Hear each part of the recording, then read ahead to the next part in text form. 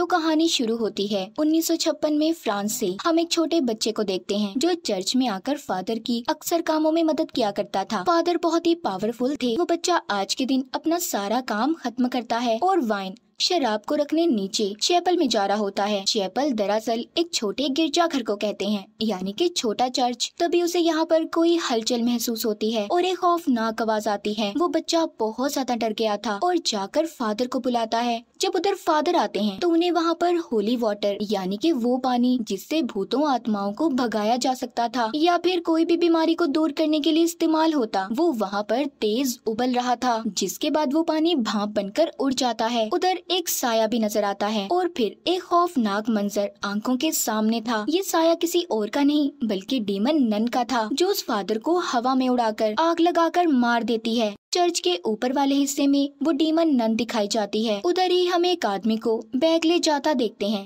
अब आगे कहानी में हमें एक सिस्टर आयरीन दिखाई जाती है। वो एक दूसरे चर्च में रहकर अपनी जिंदगी गुजार रही थी। वहीं पर एक लड़की डेब्रा भी थी जिसको उसके डैड ने चर्च में भेजा था। आयरीन उससे बात करती है कि मेरे डैड मुझे बिल्कुल भी पसंद नहीं करते थे। उसे इसलिए पसंद नहीं करते थे क्योंकि आयरन को अक्सर जो कुछ भी बुरा होने वाला होता था उसे पहले ही पता चल जाता था। खैर अब यहाँ पर चर्च में नन डीमन के बारे में बातें चल रही थी। अब कहानी शिफ्ट दोबारा से फ्रांस में होती है। हम एक हॉस्टल स्कूल को देखते हैं जहाँ पर मॉरिस नाम का एक आदमी काम किया करता था। उस हॉस्टल को एक मैडम चलाती थी। वो मॉरिस से बहुत ज्यादा गुस्से में बात करती हैं। उसकी वजह ये थी कि उस मैडम का बेटा कुछ सालों पहले इसी स्कूल की चैपल में मर गया था, जिस वजह से वो चिड़चिड़ी हो गयी। बस यही वजह थी कि वो हर किसी से गुस्से में बात किया करती थी। इसी स्कूल हॉस्टल में एक बहुत प्यारी बच्ची सोफी भी पढ़ती है। उसकी मॉरिस से काफी अच्छी दोस्ती होती है। यहीं पर कुछ लड़कियां जो अक्सर सोफी को तंग किया करती थी, मॉरिस उन्हें उनसे हमेशा बचाता। मगर मॉरिस के साथ कुछ तो गड़बड़ थी। वो अजीब अजीब हरकतें किया करता था। एक दिन एक लड़की जब स्कूल में सामान देने आती है तो वो मॉरिस को अजीब हालत में देखती है। वो बाहर बैठा कॉकरोचेस खा रहा था क्योंकि कॉकरोचेस लाल बैग को साफ करने के लिए इसी स्कूल की मैडम ने बोला था। मॉरिस के अंदर से अचानक से डीमन नन बाहर आती है और उस लड़की को मार देती है। उसके अंदर भी डीमन नन थी। मतलब जिस आदमी को हमने कहानी के शुरू में देखा जिसके हाथ में बैग था वो कोई और नहीं बल्कि मॉरिस ही था जिसके अंदर नन थी। वो डीमन नन ऐसे ही सबको नहीं मार रही थी। इसके पीछे कोई तो राज छुपा हुआ था जो हमें आगे आगे कहानी में पता चलेगा। उधर आयरीन को भी अजीब अजीब ख्याल आ रहे थे। उसे सपने में मॉरिस दिखाई देता है जो उससे मदद मांग रहा था। तभी अचानक से डीमन नन आकर उसको डराती है जिससे उसकी आंखें खुल गई थी, जिस वजह से वो बहुत ज्यादा डर जाती है।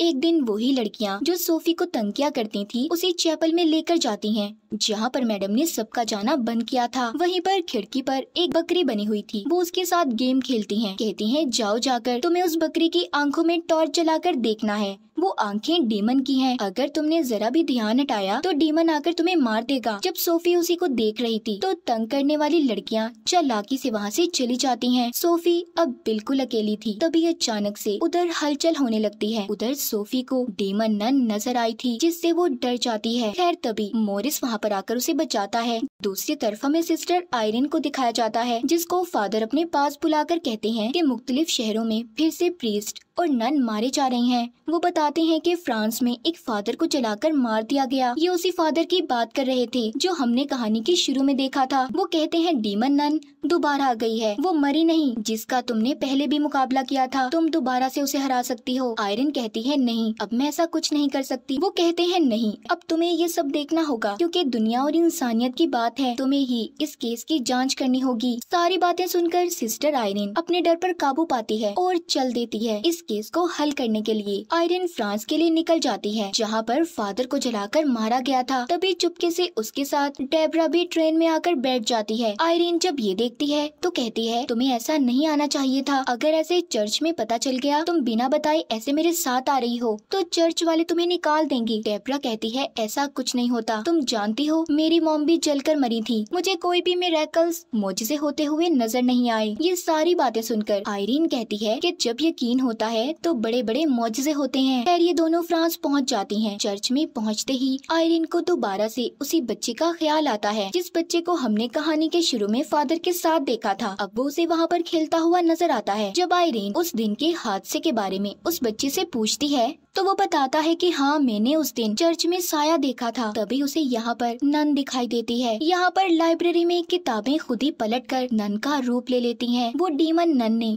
आयरिन का गला दबा दिया था। तभी आयरिन को एक और नन दिखाई देती है जिसकी आंखें निकाली जा रही थी। तभी वो गिरकर बेहोश हो जाती है। यहाँ पर जल्दी से डेब्रा आती है जिसने उसे संभाल लिया था।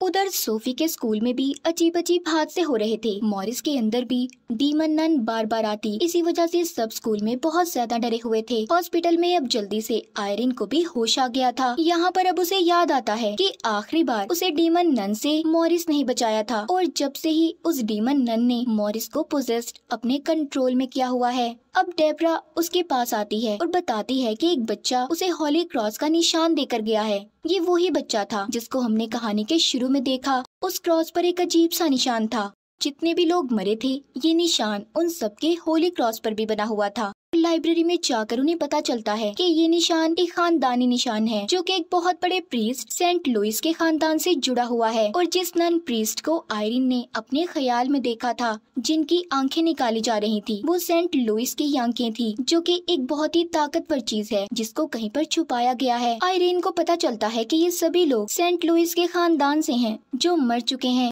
उस डीमन नन का खास मकसद था, वो सभी सेंट लुइस के खानदान वालों को मारकर उनकी आंखों तक पहुंचना चाहती थी। वो उन आंखों को इसलिए चाहती थी कि उससे उसकी गई हुई सारी पावर ताकतें वापस आ जाएं। यहीं पर लाइब्रेरियन आयरिन को ये भी बताता है कि वो डीमन नन पहले एक फरिश्ता हुआ करता था जिसे गॉड ने निकाल दिया और उसकी सारी ताकतों को छीन लिया। उस जगह का पता भी बताता है जहाँ पर जाकर सारी चीजों के बारे में उन्हें जानकारी मिल सकती है। वो बताता है वो आंखें यहाँ से कुछ दूर एक खाली चैपल में दफन की गई हैं, जहाँ पर पहले वाइन शराब की भी एक फैक्ट्री हुआ करती थी, मगर बाद में उस जगह पर एक हॉस्टल स्कूल बना दिया गया। लाइब्रेरियन उसी हॉस्टल स्कूल की बात कर रहा था जहाँ पर मॉरिस काम करता था। मतलब मॉरिस उस हॉस्टल स्कूल में काम के बहाने उन्हीं आंखों को ढूंढ रहा था, यानी कि वो डीमन नन जिसने मॉरिस को पोजेस्ड कंट्रोल किया हुआ था वो उन्हीं को ढूंढ रही थी। ये सुनते ही आयरिन और डेब्रा हॉस्टल की तरफ निकल पड़ती हैं। तभी हम देखते हैं कि मॉरिस को न जाने क्या हो गया था। वो उसी चैपल के आगे बैठा अपने सर को मार रहा था, जिसे स्कूल की मैडम भी देख लेती हैं। वो उसे होश में लाकर कहती हैं कि तुम्हारी तबीयत नहीं ठीक, जाओ जाकर थोड़ी देर आराम करो।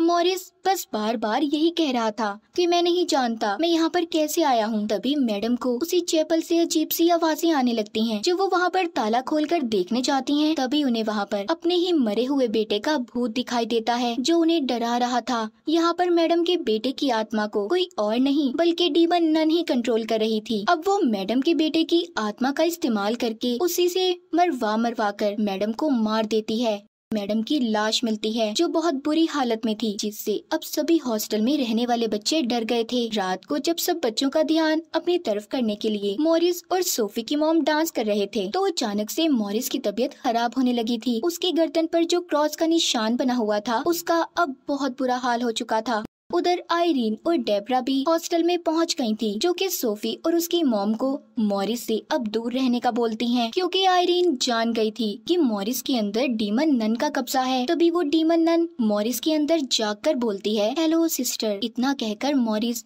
उसी चैपल की तरफ भाग जाता है। उसे छोटे चर्च की तरफ जाता देखकर आयरिन उसे रोकने की कोशिश करती है, मगर उस नन ने आयरिन पर हमला करके उसे दूर गिरा दिया था। डेब्रा भी उस डीमन नन को रोकने की कोशिश कर रही थी, मगर वो नहीं रोक पाती। तभी सिस्टर आयरिन उठकर दोबारा से कुछ पढ़ने लगती है, जिससे मॉरिस के अंदर की डीमन नन कमजोर हो गई थी। तभी डेब्रा जल्दी से जाकर पीछे से मॉरिस के सर में कुछ देकर मारती है, जिससे वो बेहोश हो गया था। वो उसे बांधकर एक जगह पर बिठा देती हैं ताकि वो यहाँ से कहीं जा ना पाए। और अब अपने साथ कुछ सिस्टर्स को लेकर आयरिन और डेब्रा चैपल के अंदर जाती हैं ताकि उन्हें वहाँ वो आंखें मिल जाएं जो डीमन नन ढूंढ रही थी। सोफी भी उस छोटे चर्च में उनके साथ जाती है। वो उन्हें वो खिड़की भी दिखाती है जिस पर बकरी बनी हुई थी। वो कहती है कि क्या पता सेंट लुइस के खानदान वालों ने इसे बनाया हो ताकि अगला कोई भी उनसे जुड़ा हुआ या उनके खानदान से यहाँ पर आए तो उसे वो आंखें मिल जाएं। वो बताती है कि अगर इस बकरी की आंखों पर सूरज की रोशनी पड़ती है तो ये चमकती हैं। अब ये देखने के लिए डेब्रा हाथ में पकड़ी टॉर्च को जब उसके ऊपर मारती है तो उस बकरी की आंखों से लेजर रोशनी निकलती है जो इन्हें रास्ता बताती जाती है कि आंखें कहाँ पर दफन है। अब ये उसे निकाल लेती हैं जो एक बक्से में बंद थी। तभी मॉरिस भी जाग गया था। बाहर सभी बच्चों को डीमन नन अपने असली रूप में आकर डराने लगती है। डेब्रा उधर जाकर उन बच्चों को बचाती है। ये भागकर सभी एक कमरे में चले गए थे जहाँ पर उसी मैडम का भूत इनको डराता है जिसको चैपल में डीमन नन ने मारा था। उधर सोफी के साथ आयरीन भी थी। उधर पोजेस्ड मॉरिस भी आ गया था जो सिस्टर आयरीन से वो खास आंखें छीनने की कोशिश करता है, मगर उन्हें सोफी लेकर भाग जाती है जो कि एक बक्से में बंद थी। सोफी जैसे तैसे करके उससे बचकर भाग रही थी। वो ऊपर पहुंच जाती है जहाँ पर एक साइड से बिल्डिंग भी टूटने वाली थी। ये सब कुछ उन्हीं आंखों की ताकत की वजह से हो रहा था। तभी उनमें से एक तेज पीले रंग की रोशनी बाहर आती है जिसके करीब अब डीमन नन भी नहीं आ सकती थी।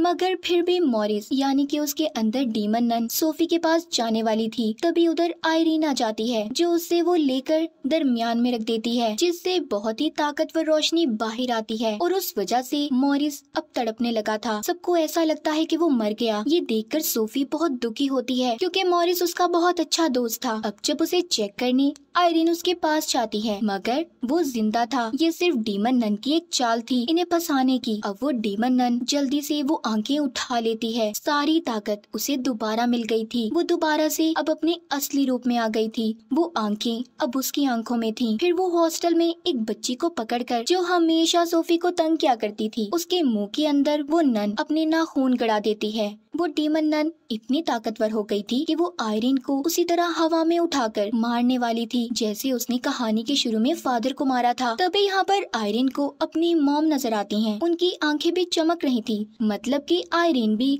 सेंट लुइस के खानदान से थी। उसके अंदर तो खुद ताकत थी। वो अपने अंदर की पावर्स को जगाकर उस आग को बुझा देती है जो डीमन नन ने उसे लगाई थी। मतलब कि अगर आप सेंट लुइस के खानदान से हो तो उन बुरी ताकतों को हरा सकते हो। अब ये सब देखकर डीमन नन बहुत ज्यादा चिढ़ जाती है, इसलिए वो सोफी पर हमला करती है। आयरीन यहाँ पर सबको प्रेयर इबादत करने का कहती है। ये बात नोटिस करती है कि इधर वाइन है क्योंकि जैसे लाइब्रेरियन ने बताया था कि उधर पहले वाइन फैक्ट्री भी हुआ करती थी और चर्च में वाइन पर प्रेयर इबादत करने से वो जीसस का खून बन जाती है। अब वो दोनों यकीन के साथ जब ये सब करती हैं, वो वाइन खून में तब्दील होकर उस डीमन नन को खत्म कर देती है। आयरीन ने उसे हेल नर्क दोज़ख में भेज दिया था। हमें सब कुछ बिल्कुल ठीक होता दिखाया जाता है। अब कहानी के आखिर में हमें 2 पैरानॉर्मल इन्वेस्टिगेटर दिखाए जाते हैं जो कि भूत प्रेत आत्माओं से बात कर सकते थे, जिनको चर्च से कॉल आई थी, यानी कि एक नए केस को उन्होंने हल करना था। और इसी के साथ इस फिल्म की कहानी भी यहीं पर खत्म हो जाती है।